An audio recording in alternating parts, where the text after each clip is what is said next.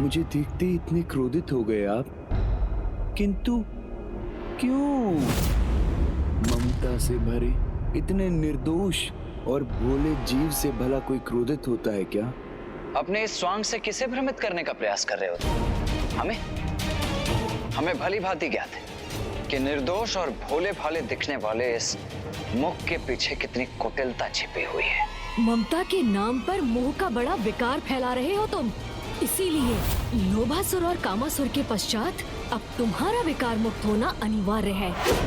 मुझे ज्ञात है, लोभासुर और कामासुर के साथ जो भी कुछ हुआ मुझे भली भांति ज्ञात है, और वही सब मेरे साथ भी होगा। इसीलिए तुम्हें स्वयं चलाया आप दोनों के समक्ष। उचित है, लोभासुर और कामासुर के परिणाम से परिचित होकर तुम स्वयं ही गणेश की शरण में आ गए। उत्तम। माते माते माते, आप भूल कर रहे हैं भ्राता कार्तिकेय। भ्राता? तुमने मुझे अपना भ्राता कहने का दुस्साहस कैसे किया? हाँ, आप मेरे भ्राता ही तो हैं, तो भ्राता ही पुकारूंगा ना। किंतु मैं यहाँ पर शरणागत बनने नहीं, अपितु ये बताने आया हूँ कि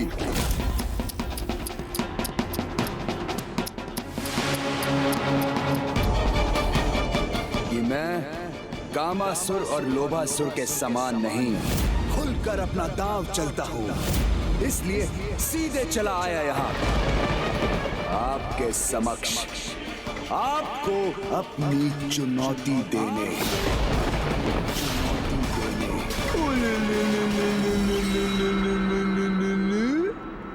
हमारे निवास में प्रवेश कर हमें ही चुनौती देने का दुस्साहस कर रहे हो तुम।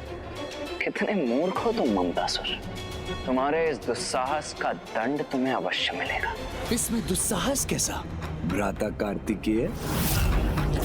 और ये केवल आपकी माता का निवास नहीं, अपितु मेरी भी तो माता का निवास है ना। माता का निवास है ना।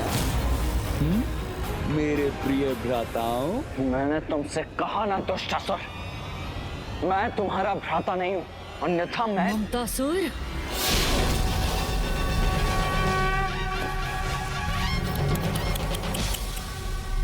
माते माते माते, मैं आप दोनों से इतना स्नेहपूर्ण बात कर रहा हूँ और आप इस प्रकार अपने अस्त्रों से मुझ पर प्रहार करना चाहते हो। तो ठीक है, कोई बात नहीं।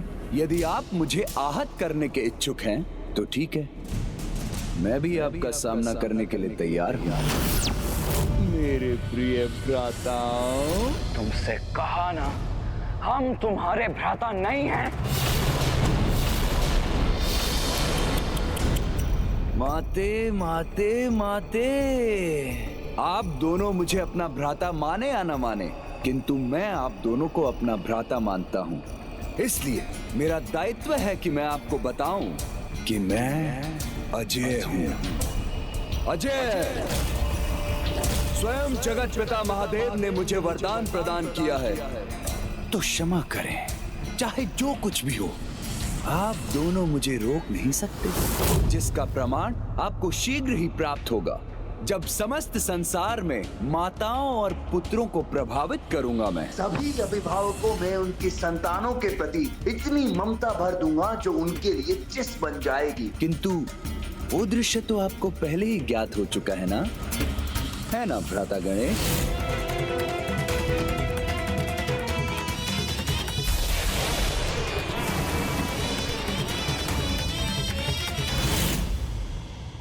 दुष्ट, हम तुम्हें ऐसा कदापि नहीं करने देंगे। और पूर्व में किए गए तुम्हारे अपराधों का दंड भी तुम्हें उचित प्रकार से मिलेगा। ओह, अच्छा, तो ठीक है, हम भी देख लेते हैं कि आप दोनों क्या करने में सक्षम हैं। हमें इस प्रकार ललकारने का दुस्साहस कैसे कर रहा है ये दुष्ट? कदाचित इसने अपनी सुरक्षा की योजना पूर्व में ही रची हुई है। मुझे भैया को सावधान करना चाहिए।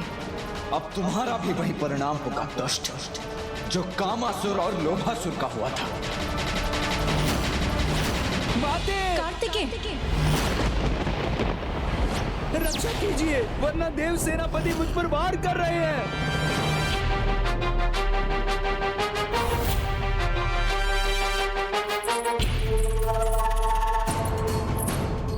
ये हो क्या रहा है यहाँ पे? प्रणाम माते। देखिए ना माते, मेरे इतना समझाने पर भी कि अब मैं सुधर चुका हूँ, मेरे इन दोनों भ्राताओं का क्रोध शांति नहीं हो रहा है। मुझे दंडित करने, मुझ पर प्रहार करना चाहते हैं ये, जैसे इन्होंने कामासुर और लोभासुर के साथ किया। हम देखिए ना माते, कितनी कठोरता से व्यवहार कर रहे हैं दोनों मेरे साथ। अगर आपको विश्वास नहीं होता तो आप स्वयं इनसे पूछ लीजिए कि इन्होंने ऐसा कहा था कि नहीं, कि मेरी भी वैसी दुर्दशा करेंगे जैसे इन्होंने कामासुर और लोभासुर की थी। तुम दोनों ने ऐसा कहा था?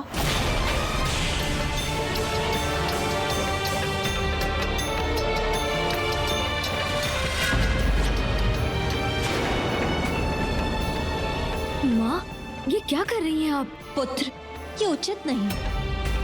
यदि कोई सुधरने का प्रयास कर रहा हो तो हमें उसे उसका अवसर प्रदान करना चाहिए। माता, आपने इन्हें शांत तो करा दिया है, परंतु इनका क्रोध मेरे लिए कभी भी कोई भी संकट उत्पन्न कर सकता है। मुझे तो अत्यंत भय का आभास हो रहा है माते। पुत्र तुम चिंता मत करो, ये दोनों मेरे पुत्र हैं और मेरी आज्ञा के विरुद्ध जाकर ये तुम्हें कोई क्षति नहीं पहुंचाएंगे। पुत्र, तुम निर्भय होकर यहाँ से प्रस्थान करो। माते देखिए ना, आपके रोकने के बाद भी मुझे कैसे एकटक देख रहे हैं दोनों। आपके यहाँ से जाने के बाद इन दोनों ने मुझ पर कोई वार कर दिया तो मैं अपनी रक्षा कैसे करूंगा माते? मुझ में तो इतनी शक्ति भी नहीं है माते। आप मुझे आशीर्वाद के रूप में ऐसी शक्ति प्रदान कीजिए कि मैं अपने सुपथ पर चलने में आश्वस्त रहूं और मुझे कोई भी किसी भी प्रकार की आहत ना पहुंचा सके। ये माता की ममता से ही जन्मा है और अब उसी ममता का लाभ उठा रहा है ये दुष्ट। उसके शीश को कैसे विलग किया आपने?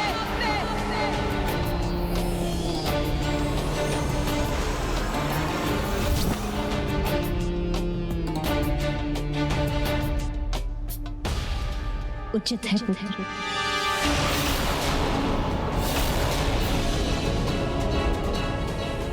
माता,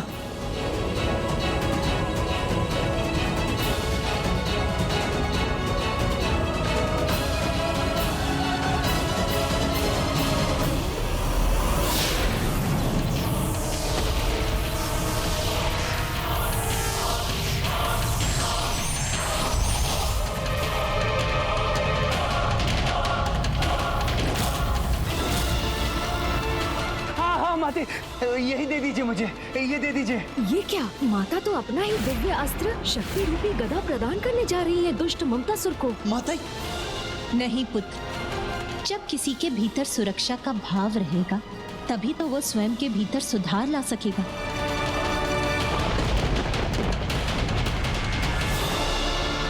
लो पुत्र, ये दिव्य गदा लो। जब तक ये गदा तुम्हारे हाथ में रहेगी तुम्हें कोई क्षति नहीं पहुंचा सकेगा और ये गदा तुम्हारे लिए कवच का भी कार्य करेगा और अस्त्र का भी।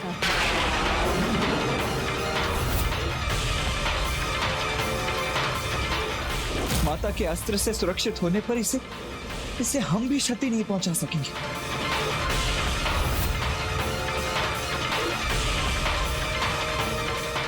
आपको अनेकों धन्यवाद।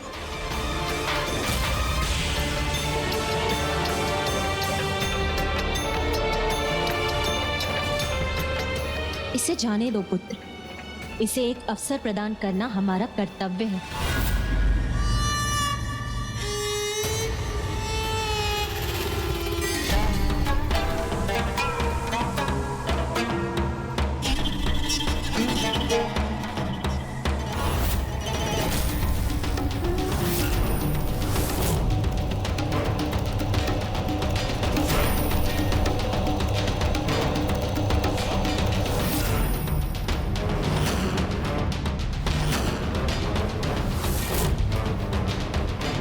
चलता हूं, आपसे शीघ्र भेंट होगी। प्रिय भ्राताओं। भैया, अभी क्रोधित होने से कोई लाभ नहीं होगा। आप कितना भी क्रोध कर लीजिए देव सेनापति कार्तिकेय जी, किंतु जब तक मेरे पास महादेव का वरदान है एवं माता पार्वती की ये दिव्य गदा है, तब तक ये मेरे लिए सुरक्षा कवच बने रहेंगे। अब जब तक इसके पास माता के द्वारा प्रदान की गई ये गदा है, तो इसके विकार को मिटाने का क्या उपाय है? अब मैं समस्त संसार में ममता के कुचक्र का विस्तार कर अपने महानायक भंडासुर को प्रसन्न कर दूंगा।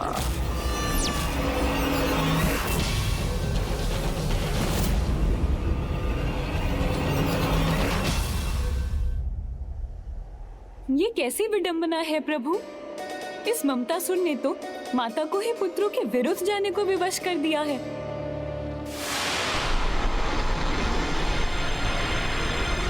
हमारे निवास में हमारी माता को अपने पक्ष में कर उनसे ही अपने लिए एक दिव्य सुरक्षा कवच प्राप्त कर लिया इस कपटी ममतासुर ने।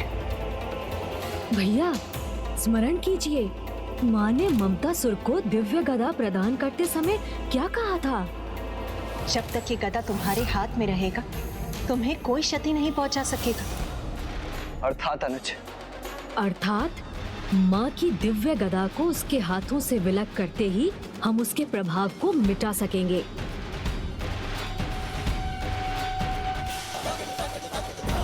किंतु ममतासुर का गुप्त स्थान तो हमें फिर भी ज्ञात करना ही होगा ना अनुज। कहीं लोभासुर के समान ही ममतासुर के गुप्त स्थान को ढूंढने में भी हमें अधिक कठिनाइयों का सामना करना पड़ा तो बहुत अधिक विलंब हो जाएगा अनुज। नहीं भैया, ममतासुर को ढूंढने में हमें ऐसी कोई कठिनाई नहीं होगी, क्योंकि वो स्वयं को हमारी दृष्टि से अवश्य छिपा सकता है, किंतु माँ की गदा की दिव्य ऊर्जा को कदापि गुप्त नहीं रख सकेगा।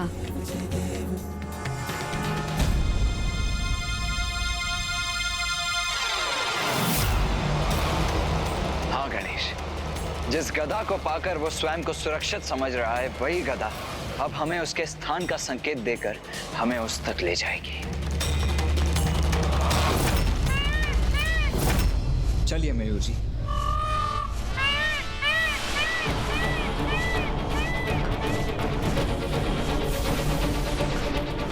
भैया, वो दिव्य ऊर्जा तो हमें इन पर्वतों के मध्य जाने के लिए प्रेरित कर रही है।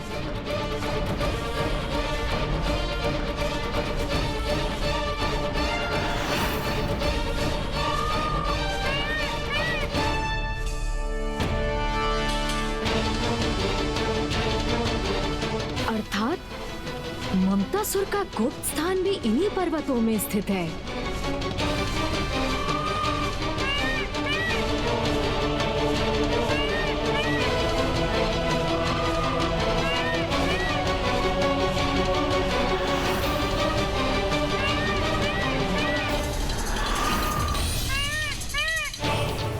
गणेश, कितना विचित्र स्थान है नहीं? हाँ भैया, ये तो जैसे हमने एक श्वेत संसार के भीतर ही प्रवेश कर लिया।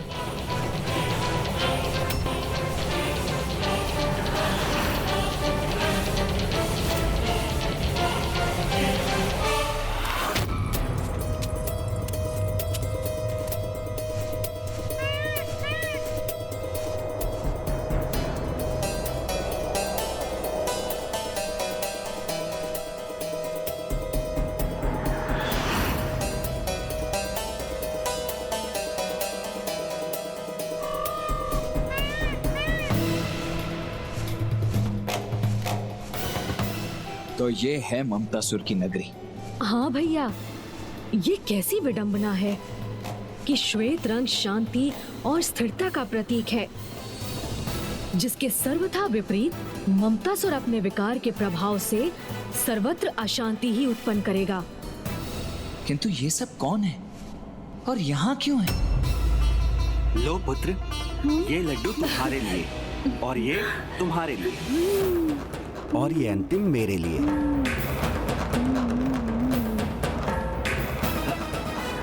ये भी हमारा है। अरे हमारा नहीं, मेरा है। अब मुझे दो।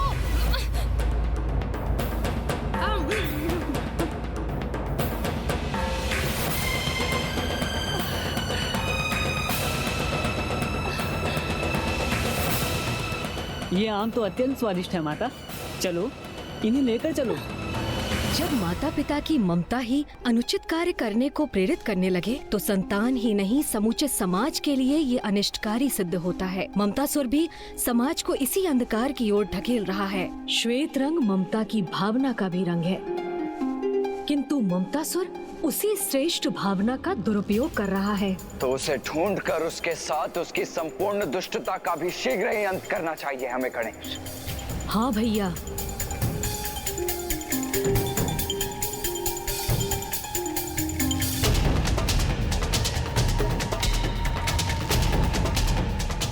किंतु कदाचित ये इतना सरल भी नहीं है, क्योंकि माँ की दी हुई गदा की दिव्य ऊर्जा तो यहाँ अनेकों स्थानों से प्रकट हो रही है। फिर इन सब भवनों में से ममतासुर का भवन कौन सा है, ये कैसे ज्ञात करें हम अनुज?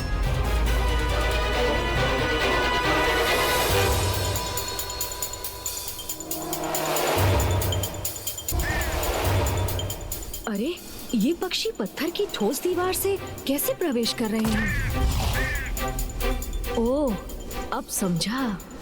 भैया, ममतासुर को ये अवश्य ज्ञात होगा कि हम उससे माँ की दिव्य गदा प्राप्त करने यहाँ आएंगे। इसीलिए हमें भ्रमित करने हेतु उसने इन अनेक मायावी भवनों को उत्पन्न किया है। किंतु वो वास्तविक भवन तो एक ही है, जहाँ वो स्वयं छिपा हुआ है।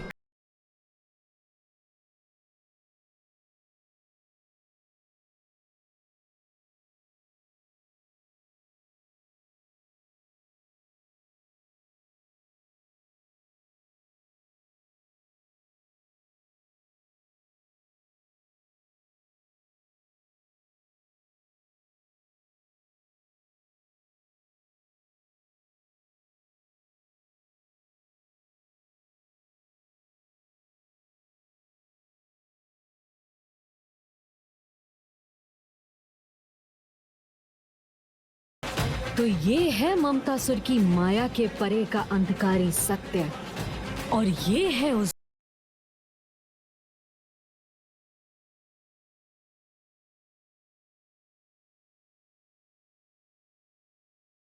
गणेश की दृष्टि इसी दिशा में स्थिर क्यों है?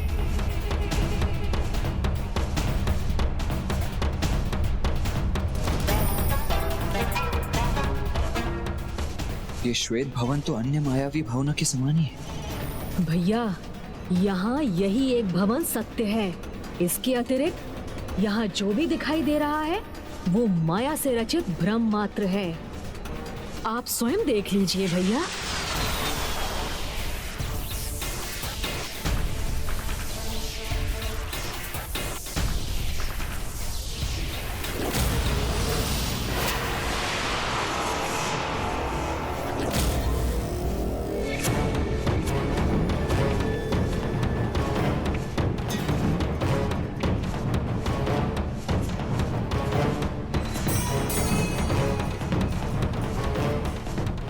गणेश, जब हमें ये सत्य ज्ञात हो ही गया है, तो अब तनिक भी विलंब अनुचित है।